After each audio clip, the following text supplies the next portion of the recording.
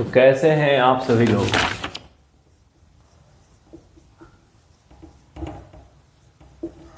आशा करते हैं आप सभी लोग स्वस्थ होंगे, मस्त होंगे और तैयारी कर रहे होंगे। ठीक है, तैयारी कर रहे होंगे। क्या तैयारी कर रहे होंगे? सबका अच्छा तैयारी चल रहा होगा, ऐसा मैं एक्सपेक्ट करता हूँ। और दूसरी चीज़ ये कि घबराना नहीं है किसी भी चीज़ से। जितने लोग भी तैयारी कर रहे हैं, किसी भी चीज़ से घबराइए नहीं कि हमारा ये चीज़ नहीं कंप्लीट हो रहा, हमारा वो चीज़ नहीं हो रहा। देखो, दो चीज़ कभी नहीं कंप्लीट होती है, जब तक शादी नहीं कंप्लीट फाइनल हो जाती और दूसरा एग्ज़ाम जब तक नहीं हो जाता। ये दो चीज़ कभी तैयारी फाइनल नहीं होती। ठीक, तो घबराना नहीं है। और आइए हम देखते हैं HCF LCM को जो लेक्चर हम ले रहे थे उस कड़ी को आगे बढ़ाते हैं और देखते हैं दूसरा कंसेप्ट कि उस बेस पे क्वेश्चन अगर आता है तो हम उस क्वेश्चन को कैसे सॉल्व करते हैं। ठीक है, दूसरा चीज़ ये कि शॉर्ट के फॉर्म में भी हम कुछ कंसेप्ट्स को डिस्कस करते हैं। उन शॉर्ट्स को आपको देखना बहुत ज़रूरी है। कुछ अगर नोट्स आप बना रहे हैं, अगर आपको मेरे वीडियो लेक्चर या शॉर्ट्स किसी भी लायक लगता है तो आप उस कंसेप्ट्स को, उस टॉपिक को डाल के उस कंसेप्ट्स को नोट डाउन करें। ठीक है, और उस कंसेप्ट को नोट डाउन करके जो भी क्वेश्चन बताया जा रहा है उस क्वेश्चन को देखें। और प्रीवियस ईयर क्वेश्चन ही है, मेरा कोई भी क्वेश्चन जो है वो कोई अलग से नहीं है। ठीक है, प्रीवियस ईयर क्वेश्चन, पुराने पेपरों में आए हुए क्वेश्चन, जो एग्ज़ाम हो रहे हैं उनके क्वेश्चन, उन्हीं को मैं सॉल्व करता हूँ या कराता हूँ। ठीक है, हाल में कुछ करंट अफेयर्स के क्वेश्चंस को मैंने देखा है, उसको भी मैं जल्दी ही कवर करूँगा। ठीक है, तो आइए देखते हैं क्वेश्चन HCF LCM का। कह रहा है क्वेश्चन, एक क्वेश्चन है जो कह रहा है find the largest number which divide 245 and 1029। एक ऐसा लार्जेस्ट नंबर बताइए, एक ऐसा लार्जेस्ट नंबर बताइए जो कि 245 को डिवाइड करे और 1029 को डिवाइड करे। तो रिमाइंडर जो आना चाहिए, लीव रिमाइंडर जो बचना चाहिए, रिमाइंडर जो बचना चाहिए वो 5 बचना चाहिए। रिमाइंडर जो बचना चाहिए वो 5 बचना चाहिए। कह रहा है कि एक ऐसा बड़े से बड़ी संख्या खोजिए जो 245 और 1029 को डिवाइड करे तो रिमाइंडर जो आना चाहिए 5 आना चाहिए। अच्छा, वो मान लो कोई एक बड़े से बड़ा नंबर x है, उस नंबर से हमने 245 और 1029 को डिवाइड किया है तो रिमाइंडर क्या बच रहा है? 5। रिमाइंडर क्या बच रहा है? 5। तो अगर हम इस 5 को इसमें से माइनस कर दें और इसमें से माइनस कर दें तो जो नंबर आएगा वो नंबर उस बड़े से बड़े नंबर से एग्जैक्टली डिवाइड होगा। रिमाइंडर क्या बचेगा? 0। रिमाइंडर क्या बचेगा? 0। कैसे? समझो हम क्या कह रहे हैं। जैसे 245 है और ये 1029 है, 245 और 1029, रिमाइंडर 5 बच रहा है। ठीक है, उस बड़े से बड़े नंबर डिवाइड करने में। तो वो नंबर जो है अगर 5 को हम माइनस कर दें इन दोनों नंबर में से तो ये 240 होगा और ये 1024 होगा। ये 240 और ये 1024। तो ये दो नंबर ऐसे दो नंबर होंगे मेरे भाई, मेरे यार, जो एग्जैक्टली डिविजिबल होंगे, जो एग्जैक्टली मतलब वो डिवाइड होंगे ही होंगे, एग्जैक्टली डिविजिबल उस बड़े से बड़े नंबर से, exactly divisible by x। x is what? x is the largest number. x is the largest number. आपको क्लियर दिख रहा होगा। Where x is the largest number. Okay, where x is the largest number. अब हम इसको क्या करेंगे? 240 और 1024 को फैक्टराइज करेंगे। 240 और 1024 को फैक्टराइज करेंगे तो हमने फैक्टर करके रखा हुआ है, मैं इसको यहाँ पे नोट डाउन करता हूँ। 240 का फैक्टराइजेशन होगा 2 to the power 4 into 5 into 3 और 1024 का फैक्टर क्या होगा? 2 to the power 10, 2 to the power 10। अच्छा, अब यहाँ देखो हाईएस्ट लार्जेस्ट नंबर पूछा है जो इन दोनों नंबरों को डिवाइड करे तो रिमाइंडर क्या आना चाहिए? 5 आना चाहिए। तो हम देखो यहाँ पे 2 to the power 4 और यहाँ 2 to the power 10, यही कॉमन है और उस कॉमन में भी हाईएस्ट कॉमन फैक्टर क्या निकल रहा है? 2 to the power 4 यहाँ भी है, 2 to the power 10 में 2 to the power 4 यहाँ भी है। कैसे? कोई कहेगा कैसे नहीं समझ में आ रहा है सर, तो आराम से समझो। 2 to the power 4 into 2 to the power 6, इसको ऐसे लिख सकते हैं कि नहीं? बेसिक कंसेप्ट ये है कि अगर हमारा बेस सेम है तो पावर आपस में जुड़ जाएगा। तो बेस तो सेम है, तो 4 और 6 जोड़ोगे तो 10, बात वही चीज़ हुई। तो 2 टू द पावर 4 यहाँ भी है, 2 टू द पावर 4 ये है, तो hence the HCF will be 2 to the power 4 that is 16। Highest common factor जो है 16 है जो 245 और 1029 को डिवाइड करेगा, तो रिमाइंडर जो आना चाहिए 5 बचना चाहिए। रिमाइंडर जो बचना चाहिए 5 बचना चाहिए। Hope you all get very good understanding of this concept. ठीक है, ऐसे 1 2 3 4 5 क्वेश्चन हम करेंगे जिससे हमारे क्वेश्चन बिल्डअप होंगे, कंसेप्ट बिल्डअप होंगे। घबराना एकदम नहीं है, इसी तरह के क्वेश्चन आते हैं जिसको हम बहुत ही आसानी तरीके से कर लेंगे।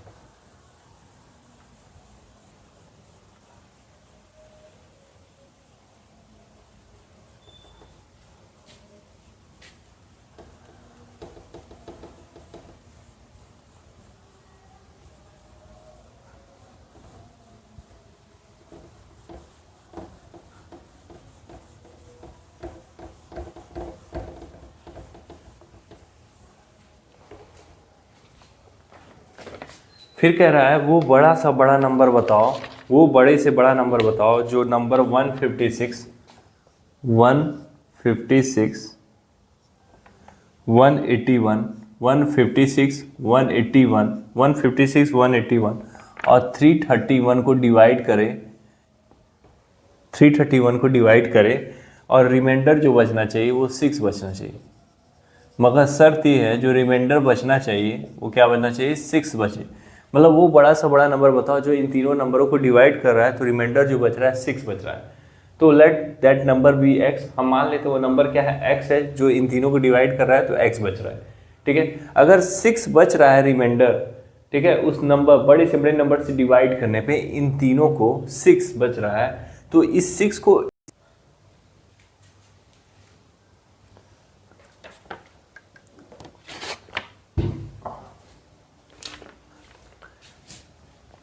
वीडियो कट गया था, सॉरी, उसके लिए मैं माफ़ी मांगता हूँ। तो उस 6 को क्या करेंगे, इन तीनों नंबर से क्या करेंगे, माइनस कर देंगे। अगर इन तीनों नंबर से माइनस करेंगे तो जो नंबर हमारे पास आ रहा है, मैं पूरा लेक्चर में इस क्वेश्चन को सॉल्व कर दिया, फिर जाके अपने कैमरा में देखा तो मेरा स्क्रीन ऑफ था। ठीक है, तो मैंने 6 इन तीनों नंबर में से माइनस किया, तो ये जो नंबर निकल के आया वो कौन सा नंबर है, ये वो नंबर है जो कि बड़े से बड़े नंबर से एग्जैक्टली डिविजिबल हो रहा है। बड़े से बड़े नंबर से अगर ये नंबर एग्जैक्टली डिविजिबल हो रहा है तो इनका फैक्टर करके देखा, फैक्टर देखा तो देखा कि वो 25 जो है तीनों में कॉमन आ रहा है, तो बड़ा सा बड़ा नंबर क्या होगा, 25 होगा, जो ये एग्जैक्टली डिवाइड करेगा, तो रिमाइंडर क्या बचेगा, 6 बचेगा। तो रिमाइंडर क्या बचेगा, 6 बचेगा। अब आइए नेक्स्ट क्वेश्चन इसी के बेस पे देखते हैं। मुझे लगता है बार बार जाके मुझे अपना मोबाइल देखना पड़ेगा कहीं बंद ना हो।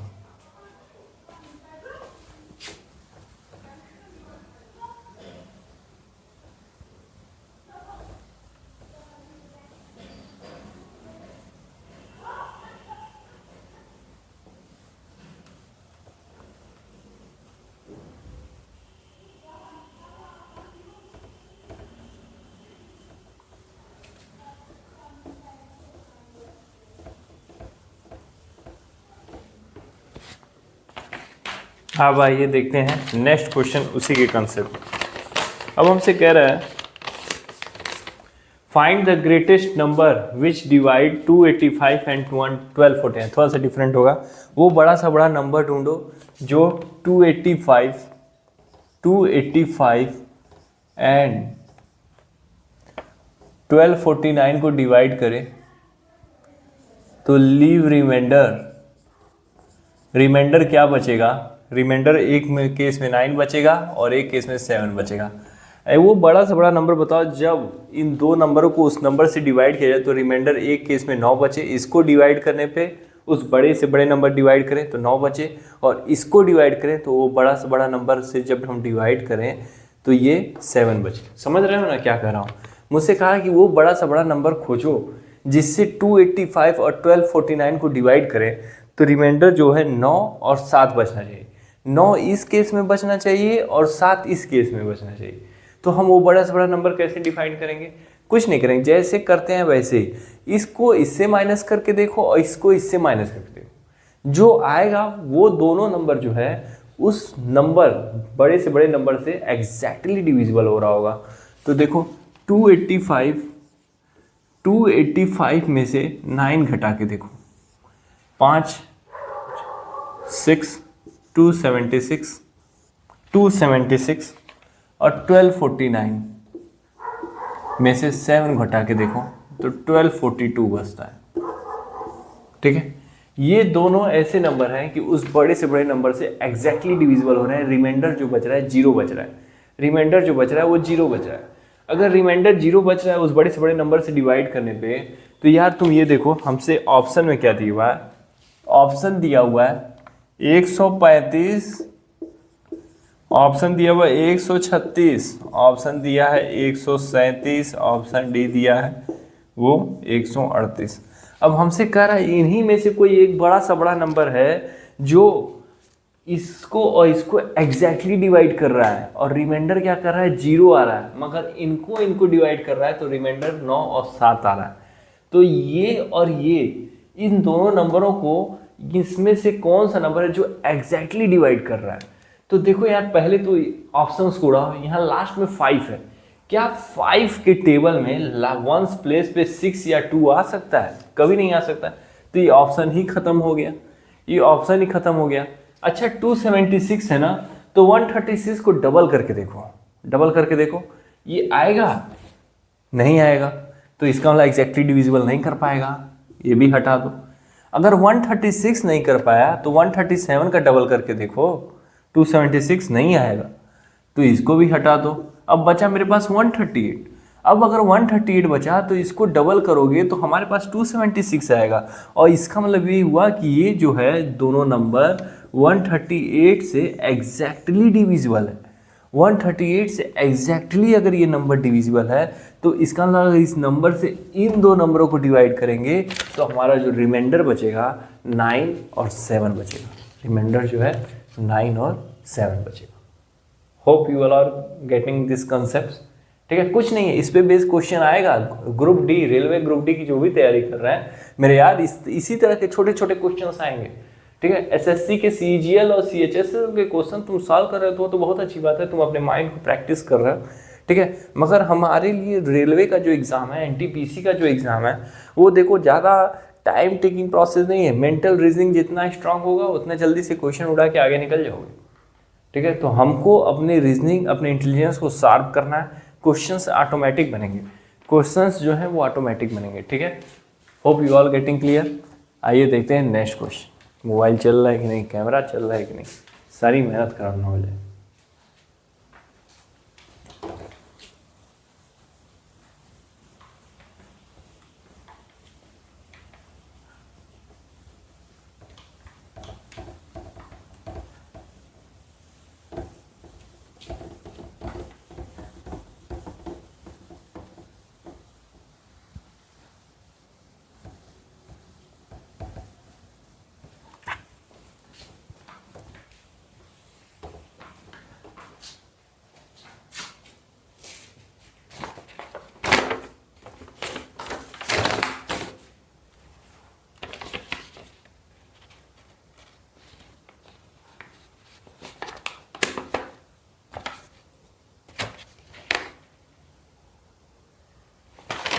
ओके, तो इस तरह के क्वेश्चन सब मैक्सिममली हमने सॉल्व कर लिया है।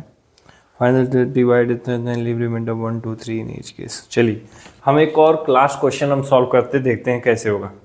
कह रहा है वो बड़े से बड़ा नंबर खोजिए, फाइंड द लार्जेस्ट नंबर। ठीक है, वो बड़ा से बड़ा नंबर खोजिए डेट डिवाइड 626, जो 626 को डिवाइड करे, जो 3127 को डिवाइड करे, और जो 15,628 को जब डिवाइड करे तो रिमाइंडर जो बचना चाहिए, जो रिमाइंडर बचना चाहिए वो 1 2 और 3 बचना चाहिए। जो रिमाइंडर बचना चाहिए 1 2 और 3 बचना चाहिए। तो 626 में से 1 को माइनस करके देखो तो 625 आता है। ठीक है, और 3127 में से 2 को माइनस करके देखो तो 3125 आता है। और 15,628 में से 3 माइनस करके देखो तो 25 और 6 5 15,625। ठीक है, ये 3 नंबर ऐसे हैं जो उस बड़े से नंबर से डिवाइड करें तो एग्जैक्टली डिविजिबल हो जाएगा। ठीक, अब हमारे पास ऑप्शन क्या है? ऑप्शन मेरे पास है 625, 125, 327, डी है नन। ठीक, अब हमारे पास कैसे इसको सॉल्व करेंगे?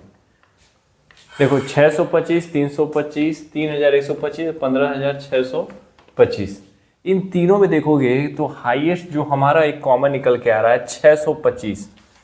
625, ठीक है, 625। अगर 625 निकल के आ रहा है 6125 इसमें, 625 इसमें भी आ रहा है, 625 इसमें भी आ रहा है, 625 इसमें भी आ रहा है, 625 बाकी मल्टीपल, 625 बाकी मल्टीपल इसमें आ रहा है, तो इसका वाला हाईएस्ट कॉमन फैक्टर हमारा क्या हुआ? 625 हुआ, और ये ऑप्शन ए में दिया हुआ है, then this is your answer. ठीक है, बस कुछ नहीं करना है। ठीक है, तो इस तरह के क्वेश्चंस हमने लगा लिए इस कंसेप्ट के ऊपर जो एचसीएफ एलसीएम पूछेगा रेलवे के एनटीपीसी या ग्रुप डी के एग्जाम में। ठीक है, 2 कंसेप्ट के ऊपर हमने कल और आज डिस्कस किया जो कि बहुत इंपॉर्टेंट कंसेप्ट है आने वाले एग्जाम के पॉइंट ऑफ व्यू से। ठीक है, कंसेप्ट बहुत होते हैं, हमको फोकस रहना है कि मेरा कौन सा पेपर है, हम कौन सा पेपर करने जा रहे हैं। ठीक है, अगर हम एसएससी सीजीएल का पेपर करने जाएंगे और रेलवे के स्तर की तैयारी करेंगे तो कभी नहीं निकलेगा। हाँ, मगर एसएससी सीजीएल की तैयारी करेंगे तो रेलवे जरूर नहीं कर सकता है, उसमें भी रेयर केस होता है। ठीक है, जैसे होता है ना, बहुत लोग गेट निकाल लेते हैं मगर इंजीनियरिंग सर्विस नहीं निकाल पाते, बहुत लोग इंजीनियरिंग सर्विस निकाल लेते हैं, गेट क्वालिफाई भी नहीं कर पाते हैं, गेट जो है वो क्वालिफाई भी नहीं कर पाता। तो जो कंसेप्ट आपको बताया गया है उस कंसेप्ट को बहुत अच्छे से समझिए। ठीक है, थोड़ा अगर तेज बोला होगा तो कोशिश धीरे धीरे बना रहा हूँ कि उसको आराम से भी डिस्कस करें। नेक्स्ट क्वेश्चन नेक्स्ट टॉपिक के ऊपर डिस्कस करेंगे, करंट अफेयर्स के कुछ इंपॉर्टेंट कंसेप्ट है उसके ऊपर डिस्कस करेंगे। तब तक के लिए आपसे अलविदा लेते हैं। जय हिंद, जय भारत।